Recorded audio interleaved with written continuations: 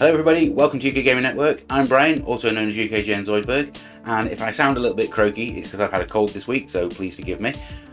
This is Retro Game Superleagues, where I rank all of the games that I've played in a specific category.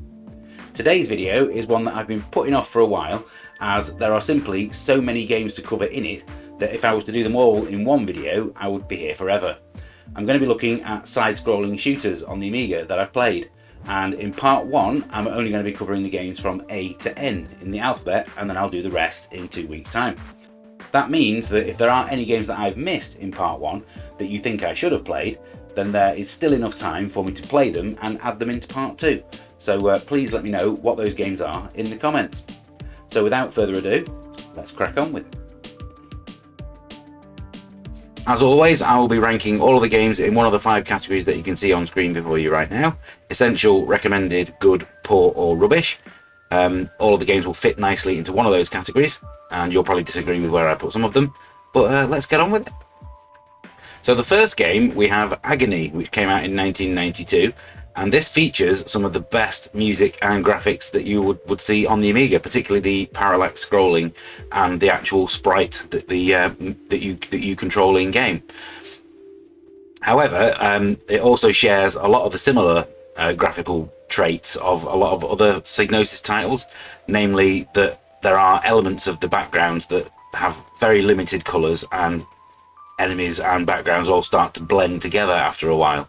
I also found that the gameplay in this one is extremely repetitive, and it starts to get dull pretty quickly if you're playing it for a long time. So I know people are probably going to disagree with where I put this one, but let's kick it off by sticking this one in the good category. Next up, we have a game called Alien World from budget publisher Hi-Tech, and they were always capable of surprising us considering the number of bad games that they produced. But this is one of the ones that definitely surprised us with its quality. It's one of those games where you can make your way carefully through the level because it only scrolls forward when you move yourself, and that helps you to learn how the game works. It's also got some really nice graphical touches, such as the parallax scrolling. What I probably could have done with was more power-ups though, and a little bit more variety to the gameplay. So I am going to stick this one in the good category as well, but I think I'm going to put it underneath Agony. Next up, we have Apache, which came out in 1993 from Team 17, developed by Psyonix Systems before they were actually called Psyonix Systems, and it kind of shows the faith that Team 17 had in this game by the fact that they gave it away for free with other releases. It's a pretty bad choplifter variant, to be honest, despite the fact that it's got some really nice graphical touches. I suppose as a free title, it's okay, but if you had paid money for it, you would have been pretty annoyed. As with a lot of Team 17 titles, though, it also has a great bit of theme music by Alistair Brimble, so if you're going to load it up for any reason, that would be the one. But for me, I think this one's going in the poor category. Next up, we have Apidya, which is a game that I covered on the re-review quite recently. This is a proper arcade quality shooter that gets pretty much everything right. It's got one of the greatest soundtracks on the Amiga, courtesy of Chris Hulsbeck. It's got great graphics, challenging gameplay. Although some people will find it a bit difficult to begin with, you'll soon settle into its groove. Better if you have an auto-fire joystick, admittedly, and the end of level bosses could also be a bit better. But I did like the fact that there's so many different ways that you can have the power-up system to your liking, and I think this one there is nowhere else that this game can go really, other than the essential category. So that's where I'm putting it. Next up, we have Apocalypse, which came out in 1994, published by Virgin Interactive and developed by Miracle Games. This is another choplifter variant, but you can probably also think of it as a 2D version of Desert Strike, as you fly missions over enemy bases to try and rescue hostages. It's got some fantastic graphics, although I must admit there are a lot of the same greens and browns everywhere, and things do start to blend into everything after a while. The controls can also be a bit tricky to get used to, but thankfully they don't take too long. I think I'm going to put this one in the recommended category. I think it's just better than good. So there's probably going to be other games that go in there above it, but there we go. Next up, we have a game called AquaNaut, which came out from F1 Licenseware in 1995, so it's a shareware release. Think of this as a scrolling version of Hewson's Cybernoid, and you won't be far off the mark. It's got really good, vibrant presentation, and the gameplay is also quite enjoyable. Unfortunately, it is possible to run out of ammo completely, to the extent that the only way to deal with that is to quit the game and start again, which is always going to be particularly annoying. But anything other than, I don't think it's anything other than good. So this is going in the good category, and I think I'm going to put this one above Alien World. Next up, we have Armalyte, which came out in 1991, converted to the Amiga by Arc Developments, published by Thalamus. And if you were playing this on the Commodore 64, I would be telling you how brilliant it was, but the Amiga conversion is nowhere near the standard that set. It just, as soon as you start the game, it just starts throwing enemies at you, with no easing in period to the game, meaning that your first few games you'll probably die within seconds. It makes the whole thing incredibly annoying to play, and the poor selection of power-ups don't help if you do happen to persevere with it. So for me, this is going in the poor category, and I think I'm going to put this one below Apache. Next up, we have Army Moves, which came out in 1988 from Spanish developer Dynamic Software, published in the UK by Imagine.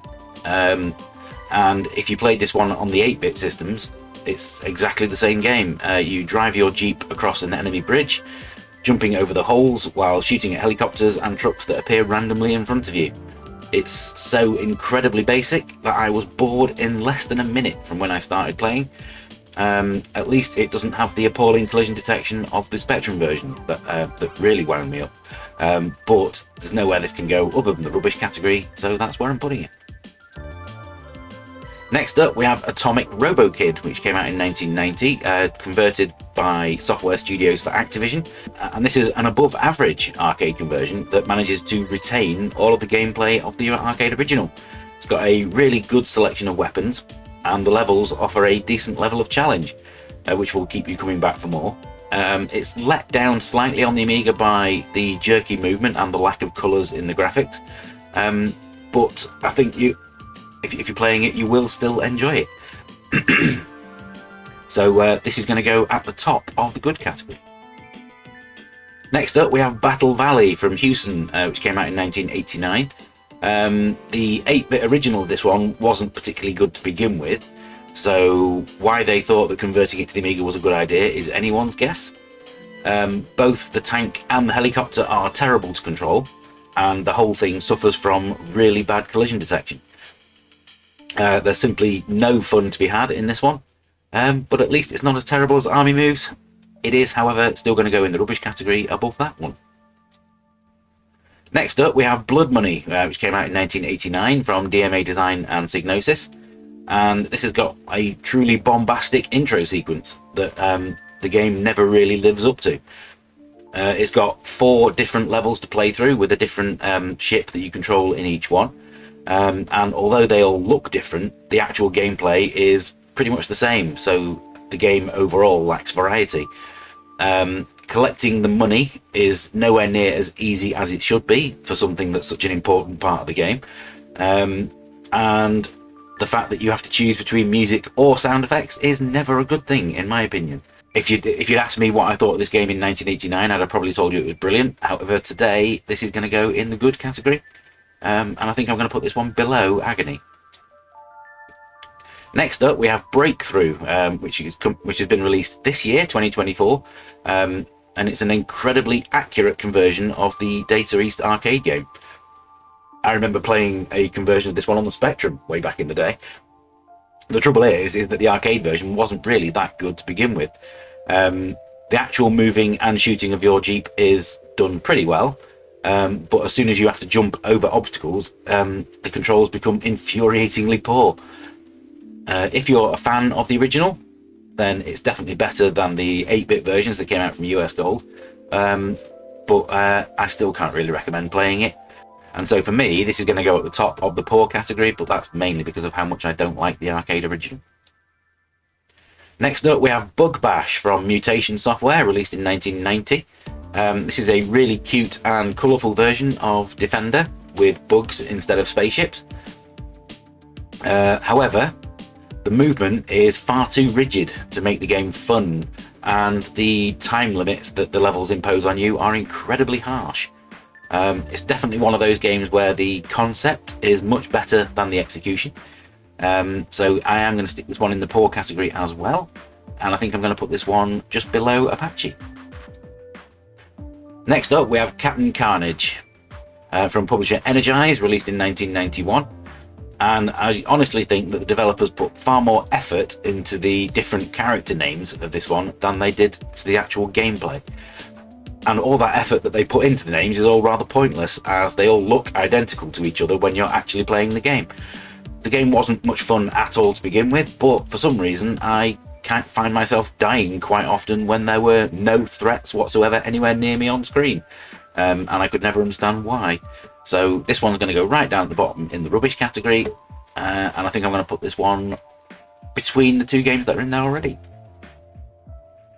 Next up we have a really unpronounceable game called Carcharodon White Sharks. Unsurprisingly, most people just called it White Sharks back in the day. Most magazine reviews have just referred to it as White Sharks as well. This was released in 1991 from Demonware. First things first, I really like the fact that you get to choose your weapons before starting the level, as this really spices up an otherwise overall bland game. Some of the enemy fire is so fast that it's almost impossible for you to react and avoid it when it happens. The game does get better the longer that you play it, but not enough to make it one that I would recommend. So I am going to stick this one in the poor category, I think.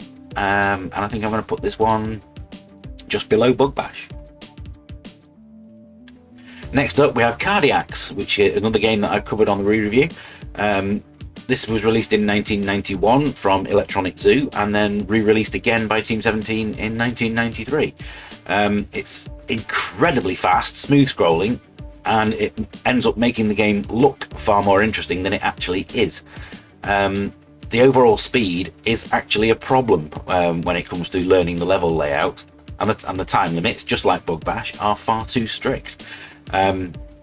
With an auto-fire joystick it becomes far more enjoyable, and I will say that as you start to learn the level layouts you do start to have a lot more fun, and so for that reason I'm going to stick it in the good category, and I think I'm going to put it just above Blood Money. Next up we have a game called Cybernetix, which was given away on a cover disc with Amiga format, and it was developed by Vision Software. This is a hugely playable, action-packed and addictive cross between Asteroids and Defender. My first few games of it admittedly didn't last very long, but once I settled into it I started to have a lot more fun. The controls are tight and it's all pretty good fun overall. However, it just ended up making me wish that I was playing Defender instead. So great as a freebie. If you'd got this on a cover disc you'd have been really happy with it. And I think I am going to stick this one at the top of the good category. Next up we have Darius Plus, which came out in 1989, published by The Edge, developed by Softtech International. And this is a jerky, horrible mess that, as far as I'm concerned, bears no relation to any Darius game that I've ever played. Considering that the arcade original had 3 screens stuck together side by side, the size of the play area on this one is pitifully small. The sprites admittedly do actually look pretty good, but they're far too big on the screen, meaning that you can't move anywhere. If you do actually manage to get as far as one of the boss fights, then they do actually look pretty good, even if they do take up far too much of the screen. But I didn't enjoy this game at all, and I am going to stick this one in the rubbish category, and I think I'm going to put it below N Carnage.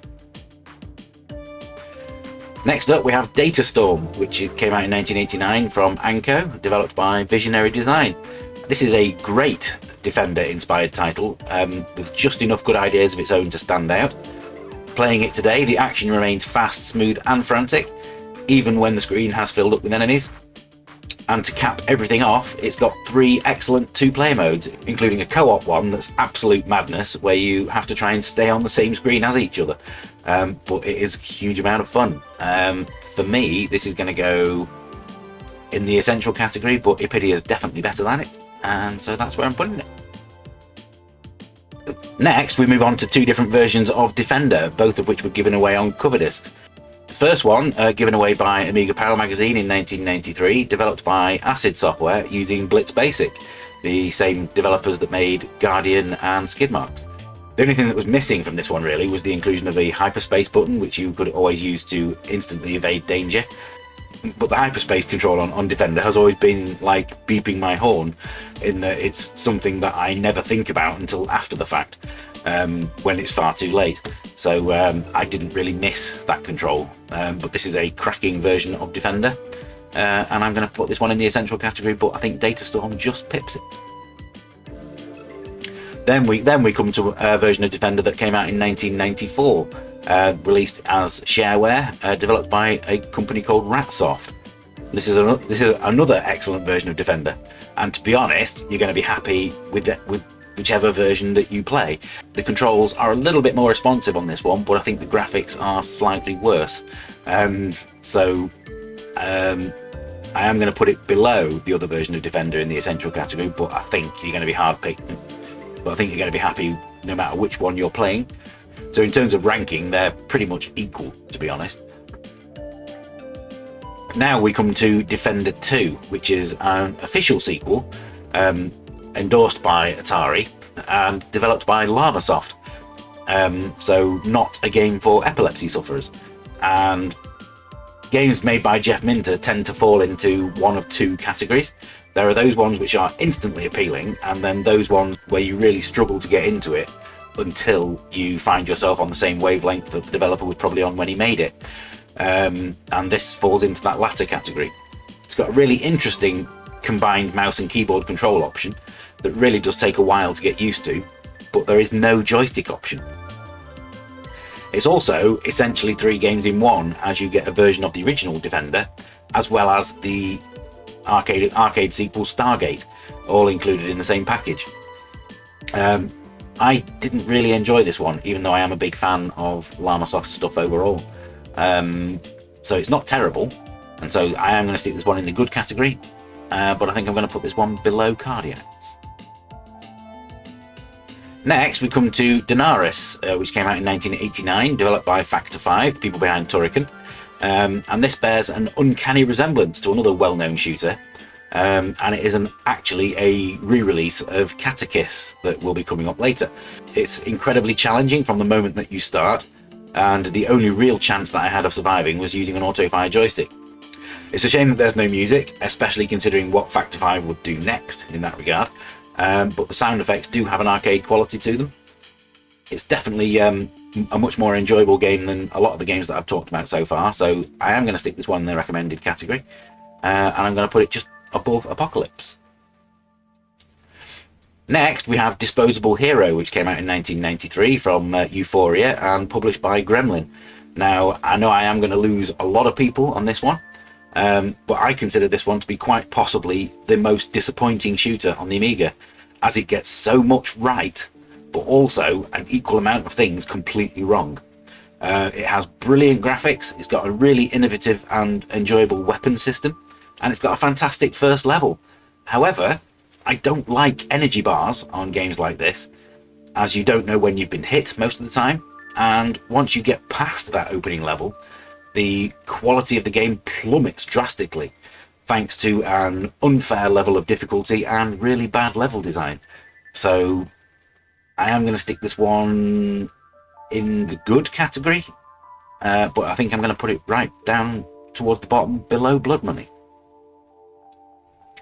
Next up we have Dragon Breed, which came out in 1990, developed by Arc Developments, published by Activision. And the first thing that greets you upon loading this excellent conversion of the IRM arcade game is a choice between music or sound effects, which is a really big shame.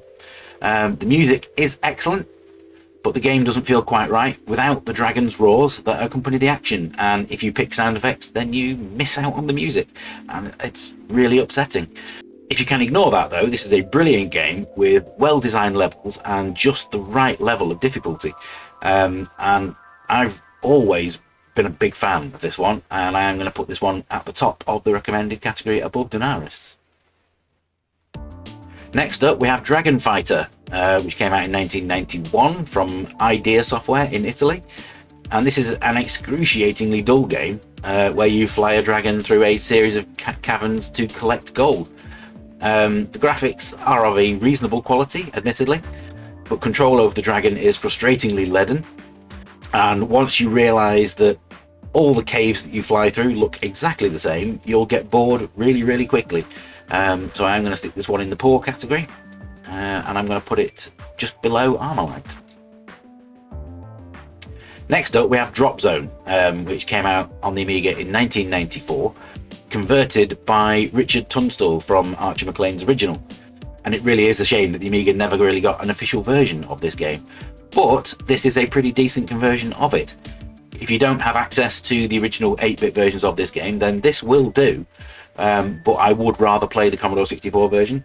It plays a bit like Defender, but just like Datastorm, has enough ideas of its own to stand out. But I think I would rather play those 3 games than this one. So as much as I enjoy this game, I can't put it above the recommended category, and I think I'm going to put it just below Dragon Breed. Next up we have a game called Data07, or Data07, however you want to pronounce that. This is from Reline Software, released in 1990. And this, at first glance, looks like another really bad Choplifter variant, but I found it to be a lot more enjoyable than Apache. The main problem with this one is that the graphics are pretty hard on the eyes after a while, but they are at least colourful and smooth. So even though I said that this is better than Apache, with games like Apocalypse available, there's very little reason to play this one, to be honest. So I am going to stick this one at the top of the poor category, above Breakthru. Next up we have Fantastic Voyage, which came out in 1991 from Centaur Software. This is based on the 1966 movie of the same name, which if you've never seen it, I do recommend. It has you piloting a miniature submarine through the insides of the human body. It doesn't really do anything interesting with that concept though, unfortunately, and it just feels like blood money with bad controls. It has some really good presentation though, admittedly, especially the lighting in the background, but that's really about it. But when it comes to games set inside the human body, it is 1,000 times better than Microcosm, but that's not really difficult. So I am going to put this one in the good category, but I'm going to put it right down at the bottom below Alien World. Next up we have Forgotten Worlds, which came out in 1989 from US Gold, and once again developed by Arc Development. And you never really know what you're going to get with that developer. Sometimes you'll get Dragon Breed, sometimes you'll get Armalyte. But this is a surprisingly good arcade conversion of the Capcom original. The main issue with it is the control method, which in the arcades used a rotary joystick, much like Midnight Resistance. But that hasn't been translated very well to a single button joystick. Secondly, you also have an energy bar, so you never know when you're being hit, and the game only gives you 1 life. The graphics of the arcade original have been converted quite nicely over to the Amiga though. I think overall it could have been so much worse, but I can't really put it any higher than the good category. But where do I put it in there? Do I put it below AquaNaut? That's where it's going. Next up we have a game called Gemstone Legend, which is another game from the French developer Lunar-C that has a really great concept but flawed design that lets it down. Came out in 1990. All the levels in this one have a really different style. In the first one you're flying on top of a bird, the second one you're riding a dinosaur, and in the third one you're on foot.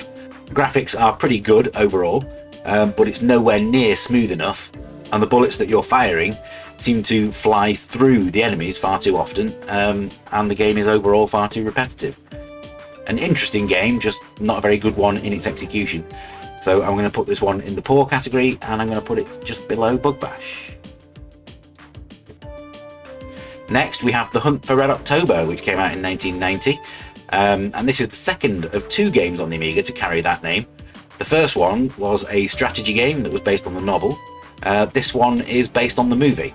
It's got really nice clear graphics, but has little else of it that's noteworthy, especially when you compare it to some other aquatic shooters that are going to be coming up later on in this list. Navigating through narrow gaps is no fun, especially when that's all you spend the entire game doing. And having half the screen taken up with the HUD means that there's nowhere for you to go anyway. So this one's going to go in the poor category as well, but I think I'm going to put this one below Armalyte. Next, we have a game called Ilyad, which came out in 1991 from Ubisoft. And this is a really enjoyable title that keeps everything simple, and it's all the better for it. It's got some really great power-ups when you manage to pick them up, but if you do happen to miss them, then the enemies end up taking far too many bullets to destroy, which makes the entire game harder than it should be. It's got challenging but fair attack waves and level design. Plus, it's always obvious what's going to kill you. Although it was released commercially in most places, it actually ended up being given away for free with Amiga action in the UK. So as a freebie, it's well worth playing. I think I'm going to put this one towards the top of the good category, and I think I'm going to put it above Agony. Next up, we have Insects in Space, released in 1990, published by Hewson. This saw Hewson trying to go all Llamasoft with this fast-moving Defender clone that tries to differentiate itself by having fantasy creatures rather than spaceships. Unfortunately, they forgot that being able to see what's going on is kind of important in a game like this, and having the screen constantly flash as you're firing and shooting enemies just ends up giving you a headache in a very short space of time. Not a particularly enjoyable game, and I'm going to stick this one right down in the poor category, I'm afraid. And I'm going to put this one, I think I'd probably prefer this one to Bug Bash, so I'm going to put it above that one. Next up, we have Inviyya, which came out in 2021 from a developer called Tiger Skunk, published by Polyplay. And this is a really good looking but ultimately disappointing modern shooter that makes many of the same mistakes as a lot of the older games on this list. There are parts of the scenery that will kill you that look exactly the same as others that won't, which is always really annoying. The levels themselves are all quite short, the boss fights at the end of them are a little bit too easy, and the power-ups don't really come often enough. And without the power-ups, your weapon fire is a little bit too weak. So, disappointing game overall. I'm going to stick this one in the good category, and I think I'm going to put this one just above Disposable Hero. Next up, we have Jetstrike, which came out in 1994, developed by Shadow Software and published by Rasputin. This has you flying a series of aircraft on dangerous missions, or you can do what I did and just have fun performing stunts and trying not to crash. And the amount of fun that I had was a huge amount. Some have said that the controls on this one are overly complicated, but I've always thought that learning to fly the planes is all part of the fun. It's also really entertaining, the many different ways that the game mocks your incompetence every time you crash, some of which did actually make me laugh out loud on many occasions.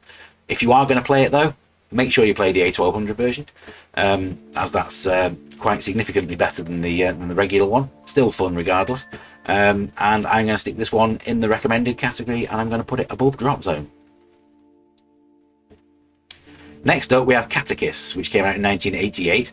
And this is the game that Rainbow Arts actually ended up pulling from release after Activision threatened legal action over its similarities to R-Type. And it's not surprising in the slightest, to be honest, as the enemies and sound effects are so similar to the IRM arcade game that I'm shocked that they even thought they could get away with it. Overall, I think the extra development time that it took to make Denaris was actually worthwhile, as that is clearly the better game of the two as well. So Katakis, interesting from a historical point of view, but Denaris is the game that you should be playing over it. And I am going to put this one in the good category, and I think I'm going to put it just below Agony. Next up, we have a game called Lethal Zone, which was given away on a cover disc in Germany, but never got a release in the UK, which is actually a bit of a shame. This is a really good-looking and playable game with a decent soundtrack. The only thing letting it down really is that there aren't enough power-ups. It's also let down by a few technical glitches, such as your bullets not being able to pass through the power-ups when they're on screen, that kind of thing. But nothing particularly game-breaking. But I did overall quite enjoy this one, and I think I'm going to put this one in the good category. and I'm going to put it quite, I think, towards the top of the good. So I'm going to put this one just above Ilyad. Next up, we have Lunar-C, which came out in 1993 from Digisoft, published by Mindscape. And this is a perfectly serviceable middle-of-the-road release that was actually given away for free on the CD32 version of Overkill. I found that the levels drag on for far too long, and some of the attack patterns that are thrown at you feel a little bit too random for my liking. The sound was also a little bit uninspired. It's playable enough in small doses, I suppose. The weapon system works well enough, but there's very little here to recommend. So it's going to go down towards the bottom of the good category, and I think I'm going to put it just above Alien World. Next up, we have Menace, which came out in 1988, the debut game from DMA Design, published by Psygnosis under their Cyclops label. And this is a game that was probably okay in 1988, but it hasn't aged particularly well, despite having a pretty good soundtrack. It artificially extends the length of the levels by repeating the same few attack waves over and over again, and consequently it becomes boring quite quickly. It also doesn't help that the backgrounds are essentially just set decoration, and by that I mean that they're just there. There's nothing that you're ever required to fly around. That ultimately also contributes to the tedium that you'll feel fairly quickly. So like I say, it hasn't aged particularly well, and I am going to stick this one in the poor category. And I think but I'm going to put it towards the top, I think, so I'm going to put it above Apache. Next up, we have Mr. Heli, which came out in 1988, developed by Probe Software, published by Firebird. And this is a really bad conversion of a charming arcade game. The Amiga version has poor graphics, unresponsive controls, and jerky scrolling. Worse still, there are only 3 of the arcade's 7 levels that were included, making it seem like the developers just simply gave up in the development process. It also doesn't help that, once again, far too much of the screen is taken up with a HUD, leaving you with a tiny little play area in the middle. So utter rubbish, to be honest, and I'm going to put it below Darius. Next up, we have Necronom, which came out in 1991, developed by Lunatic Software, the same people that made Cytron for Psygnosis. This is a smooth and playable game, but it feels a little cheap compared to some of the other games on this list. Just like Carcharodon, being able to choose your weapons before the level starts is a nice touch. And unfortunately, some of the enemies on this one move far too quickly that you barely have enough time to react after they appear before you're dead. And I think those things stop it from being a game that's going to go too high up the list. But it's definitely going in the good category, and I think I'm going to put this one just below Disposable Hero. And finally, for the first half of this list, we have Nucleus, which came out in 1990 from Mutation Software. And this is a long-forgotten title by the developer that once again proves that shooters were not their speciality. The graphics are pretty good, admittedly, with some nice enemy designs, but there's simply too much going on screen most of the time. The gameplay is also far too slow and falls into the same trap as Menace by repeating the same attacks over and over again. But it doesn't get as boring as that one as quickly. But I think I'm going to stick this one in the poor category. But I think it's probably better than every game that's in there already. So I'm going to put it above Data 07. So there we go, that's 43 side-scrolling shooters on the Amiga, and that's merely the first half of this list. I'm going to be coming back in 2 weeks' time with the second half of this list, so please make sure you come back and watch that one. As always, I am not claiming that this is a definitive list. This is merely my own opinion, and you probably will disagree with some of the placements. I would love to know where you would have placed some of these games in the comments. Please do let me know. If you have enjoyed this video, then please remember to give us a like and subscribe. And if you are interested in becoming a channel member and getting to watch these videos early, please check out the membership offer as well. It's just $1.99 a month, and there's all sorts of bonuses that you get for that. So I hope you have enjoyed this list. Thank you very much for watching. Happy retro gaming, and I'll see you soon.